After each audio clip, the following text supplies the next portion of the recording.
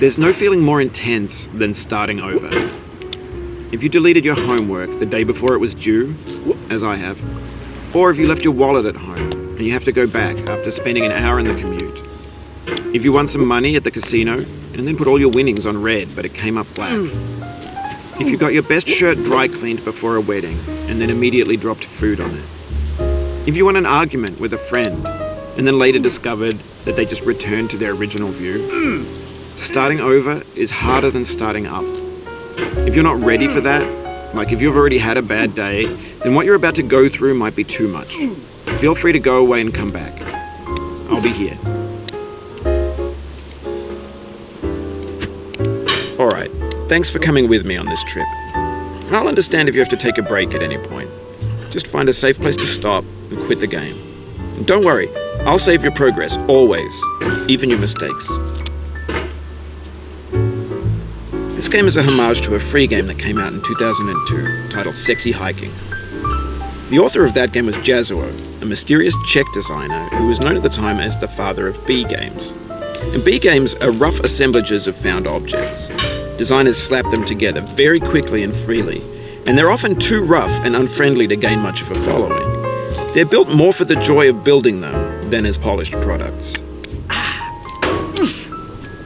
In a certain way, Sexy Hiking is the perfect embodiment of a B game. It's built almost entirely out of found and recycled parts, and it's one of the most unusual and unfriendly games of its time. In it, your task is simply to drag yourself up a mountain with a hammer. And that act of climbing, in the digital world or in real life, has certain essential properties that give the game its flavor. No amount of forward progress is guaranteed. Some cliffs are too sheer or too slippery. And the player is constantly, unremittingly in danger of falling and losing everything. Anyway, when you start Sexy Hiking, you're standing next to this dead tree that blocks the way to the entire rest of the game. It might take you an hour to get over that tree, and a lot of people never got past it. You prod and you poke at it, exploring the limits of your reach and your strength, trying to find a way up and over. And there's a sense of truth in that lack of compromise. Most obstacles in video game worlds are fake. You can be completely confident in your ability to get through them once you have the correct method or the correct equipment or just by spending enough time. In that sense, every pixelated obstacle in Sexy Hiking is real. No. The obstacles in Sexy Hiking are unyielding, and that makes the game uniquely frustrating. But I'm not sure Jazuo intended to make a frustrating game. The frustration is just essential to the act of climbing, and it's authentic to the process of building a game about climbing. A funny thing happened to me as I was building this mountain. I'd have an idea for a new obstacle, and I'd build it, test it, and it would usually turn out to be unreasonably hard. But I couldn't bring myself to make it easier. It already felt like my inability to get past the new obstacle was my fault, as a player rather than as a builder. Imaginary mountains build themselves from our efforts to climb them, and it's our repeated attempts to reach the summit that turns those mountains into something real. When you're building a video game world, you're building with ideas, and that can be like working with quickset cement. You mold your ideas into a certain shape that can be played with, and in the process of playing with them, they begin to harden and set until they're immutable, like rock. And at that point, you can't change the world. Not without breaking it into pieces and starting fresh with new ideas. For years now, people have been predicting that games would soon be made out of prefabricated objects, bought in a store and assembled into a world. And for the most part, that hasn't happened, because the objects in the stores are trash. I don't mean they look bad or that they're badly made, although a lot of them are. I mean they're trash in the way that food becomes trash as soon as you put it in the sink. Things are made to be consumed and used in a certain context, and once the moment is gone, they transform into garbage. In the context of technology, those moments pass by in seconds. Over time, we've poured more and more refuse into this vast digital landfill that we call the internet. It now vastly outnumbers and outweighs the things that are fresh and untainted and unused. When everything around us is cultural trash, trash becomes the new medium, the lingua franca of the digital age. And you can build culture out of trash. But only trash culture. B games, B movies, B music, B philosophy.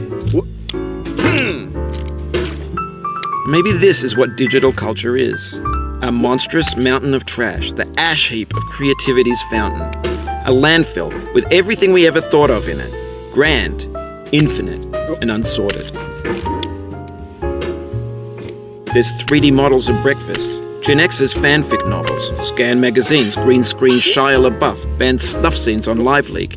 Facebook's got lifelike bots with unbranded adverts and candid shots of Kanye and Taylor Swift mashups, car crash epic failed GIFs, Russian dashcam vids, discussions of McRibs, discarded, forgotten, unrecycled, muddled, rotten, untitled.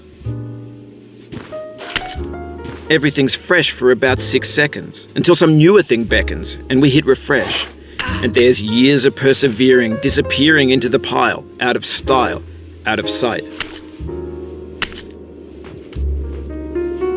In this context, it's tempting to make friendly content that's gentle, that lets you churn through it but not earn it. Why make something demanding if it just gets piled up in the landfill, filed in with the bland things? When games were new, they wanted a lot from you. Daunting you, taunting you, resetting and delaying you. Players played stoically. Now everyone's turned off by that. They want to burn through it quickly, a quick fix for the fickle, some tricks for the clicks of the feckless. But that's not you, you're an acrobat. You could swallow a baseball bat. Now I know, most likely you're watching this on YouTube or Twitch, while some dude with 10 million views does it for you, like a baby bird being fed chewed up food. That's culture too. But on the off chance that you're playing this, what I'm saying is, trash is disposable, but maybe it doesn't have to be approachable. What's the feeling like? Are you stressed? I guess you don't hate it if you got this far. Feeling frustrated? It's underrated. An orange is sweet, juicy fruit locked inside a bitter peel. That's not how I feel about a challenge. I only want the bitterness. It's coffee. It's grapefruit. It's licorice. It feels like we're closer now. Composer and climber, designer and user. You could have refused, but you didn't. There was something in you that was hidden, that chose to continue. It means a lot to me that you've come this far, endured this much. Every wisecrack, every insensitivity, every setback you've forgiven me is a kingly gift that you've given me. We have the same taste, you and I. It's not ambition, it's ambition's opposite. An obdurate mission to taste defeat. You'll feel bad if you win, so I put this snake in for you. Oh, you just lost a lot of progress. That's a deep frustration, a real punch in the gut.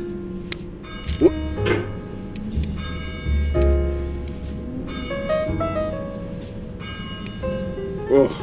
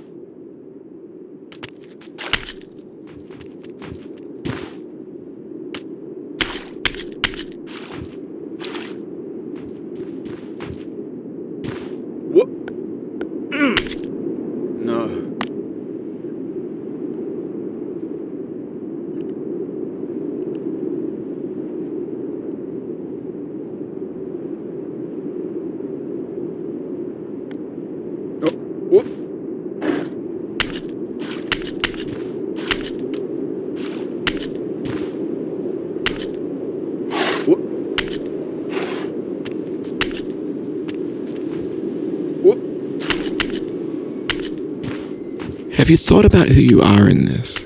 Are you the man in the pot, Diogenes? Are you his hand? Are you the top of his hammer? I think not.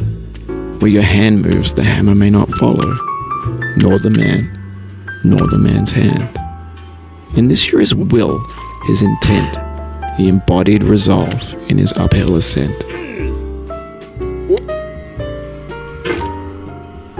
Now, you've conquered the ice cliff, the platforms, the church, and the rectory, the living room and the factory, the playground, the construction site, the granite rocks, and the lakeside. You've learned to hike. There's no way left to go but up, and in a moment I'll shut up. But let me say, I'm glad you came.